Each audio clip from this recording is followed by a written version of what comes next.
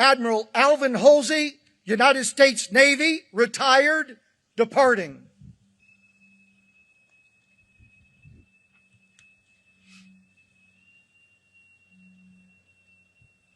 The video you just saw and audio you heard is from the retirement of 4-star Navy Admiral Alvin Halsey, who was pushed out of his job as the head of Southcom because he refused to follow unlawful orders from Pete Hegseth, who demanded the war crimes that have transpired take place. The shooting of these fishing boats, the double strikes, the entire war crime operation or crime against humanity. And Alvin Halsey is now retired, replaced by people who are willing to go along with the Trump regime's war crimes. War is now all but inevitable between the United States and Venezuela, as Donald Trump wants to distract from the release of the Epstein files, which is supposed to take place on Friday, but we know Donald Trump's going to do anything in his power to obstruct, including launch a war. Also, Donald Trump's desire to distract from the fact that the MAGA Republicans are ripping away the health care of tens of millions of Americans, not offering any extension to the Affordable Care Act subsidies, which is necessary to keep tens of millions of Americans on their Affordable Care Act plans. And Donald Trump's desire to cosplay this authoritarianism that he admires in Vladimir Putin. And so Putin's denazification invasion of Ukraine, not too dissimilar from Donald Trump saying, you know, Venezuela has all of these drugs and they stole our oil and we need to reclaim our oil. There's some differences, of course. Let me be very clear. Maduro, the dictator of Venezuela, is indeed illegitimate, but that doesn't mean that I support regime change or that I support a full-scale war or war in general without being authorized by Congress, which is actually what's required by law. Now, Donald Trump posted the following. Before I read this post, just a reminder, hit subscribe to the MeidasTouch YouTube channel. We're on our way to 6 million subscribers, and you know we're under attack from the Trump regime and state regime media known as Fox. So please, if you can, hit subscribe and help us get to 6 million. You may think you're subscribed, but you may not be actually subscribed.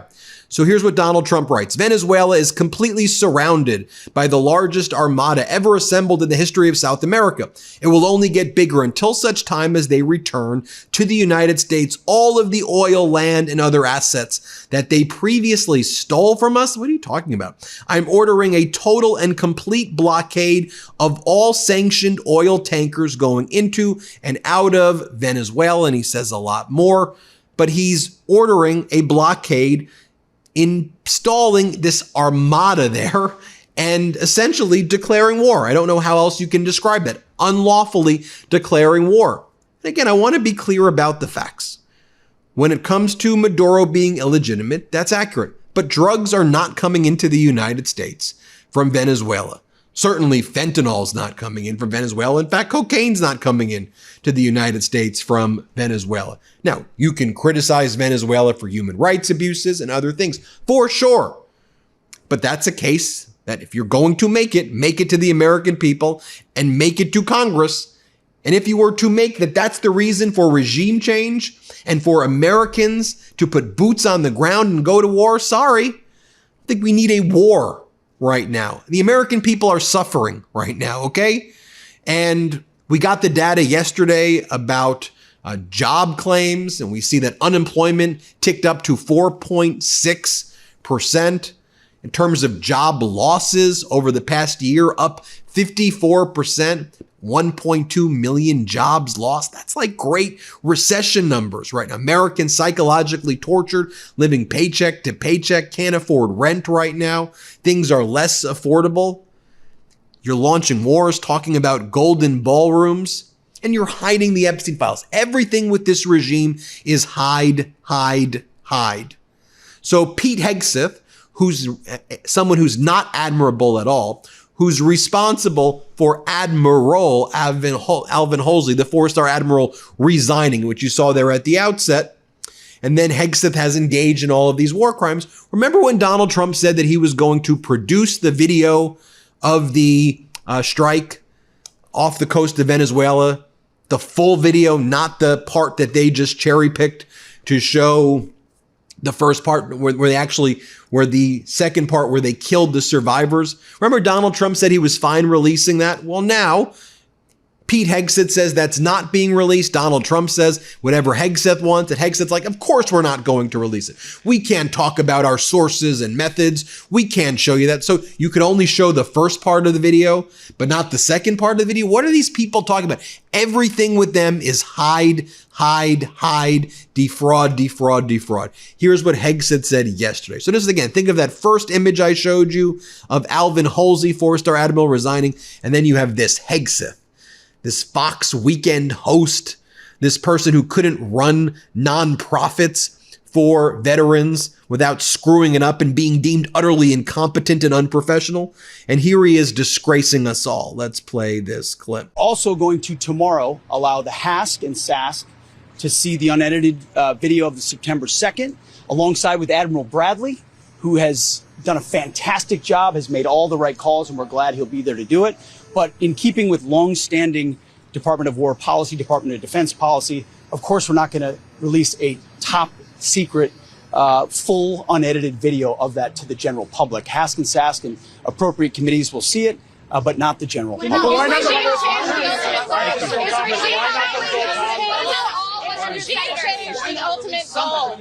Look, our editor-in-chief, Ron Filipkowski, called it.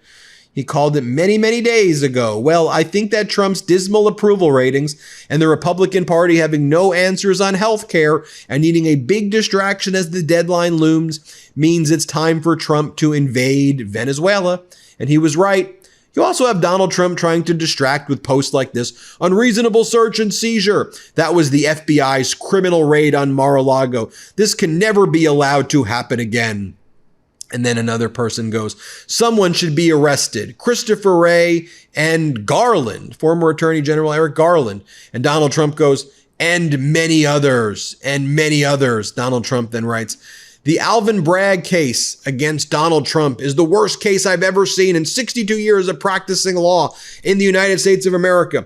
It was totally contrived, unfair, and unjust. It should not be allowed to stand. Alan Dershowitz. And this comes as we know from the Susan Wiles interview, or the 11 interviews she gave with Vanity Fair, that she said Trump's all over the Epstein files, that Trump has the personality of an alcoholic, that Pam Bondi whiffed on Epstein. Why I'm bringing up Epstein there is that Dershowitz would hang out at Epstein's home. Dershowitz got a massage there, but he says he had his boxers on the whole time. He said, don't worry. And he says he doesn't like massages, and then he had his boxers on, and that's what his main point was there.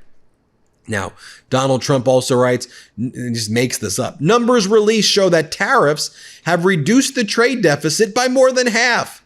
This is larger than anyone except me projected. There's nothing true about this. Our deficit is not decreased by half.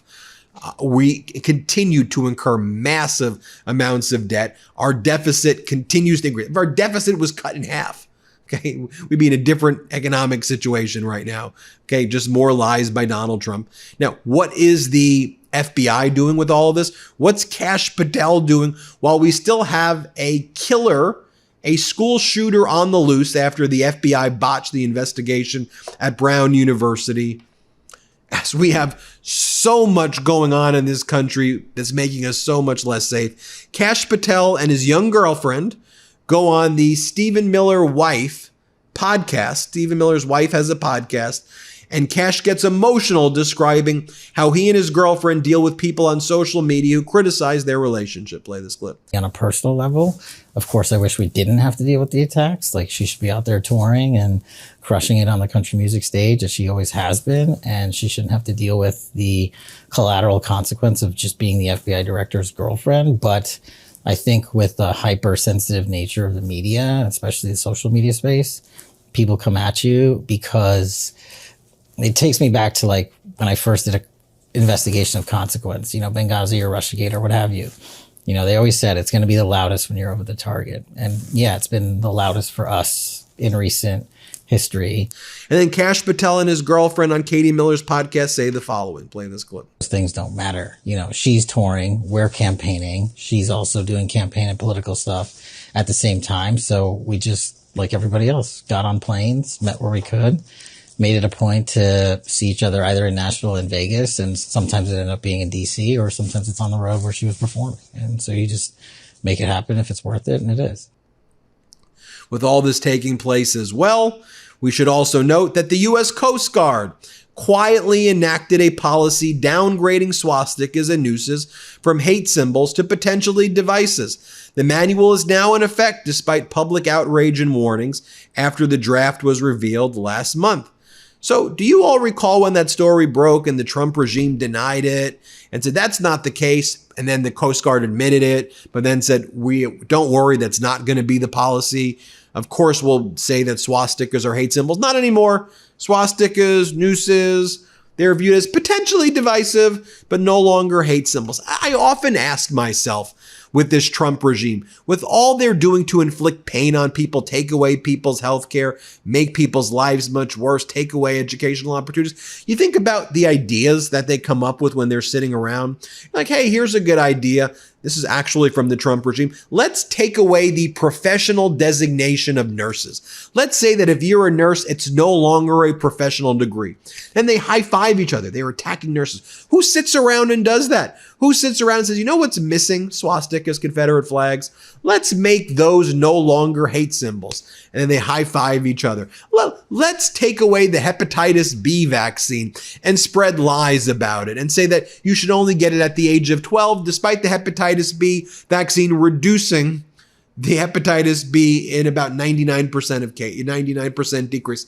So these are the despicable ideas from the Trump regime. And by the way, all Donald Trump wants to talk about, as we are on the verge of a war with Venezuela, you could view his post as a declaration of war, is his golden ballroom. Golden ball, building golden everywhere, gold, $400 million now. Here, play this clip. For 150 years, they've wanted a ballroom, and we're giving them, myself and donors are giving them, free of charge, for nothing. We're donating a building that's approximately 400 million. I think I'll do it for less, but it's 400. I should do it for less. I will do it for less. But just in case I say 400, otherwise if I go $3 over, the press will say, it costs more. I build under budget and ahead of schedule. Right, Jason? Always. Well, there you have it, folks. Let me know what you think. We're going to keep covering this every step of the way. Hit subscribe right now. Let's get to 6 million. Hey, Midas Mighty, it's Ben, Brett, and Jordy, and we just want to thank you for being the backbone of this movement. This year tested us more than ever, but together we proved that pro-democracy voices don't just compete, we win. We took on the entire MAGA machine, won a Webby for Podcast of the Year, the MeidasTouch podcast, and you were with us every step of the way. And trust us, what we're working on next is bigger, bolder, and built for 2026. Let's keep this momentum going, spread the word, we are just getting started. Shout out to the Midas Mighty!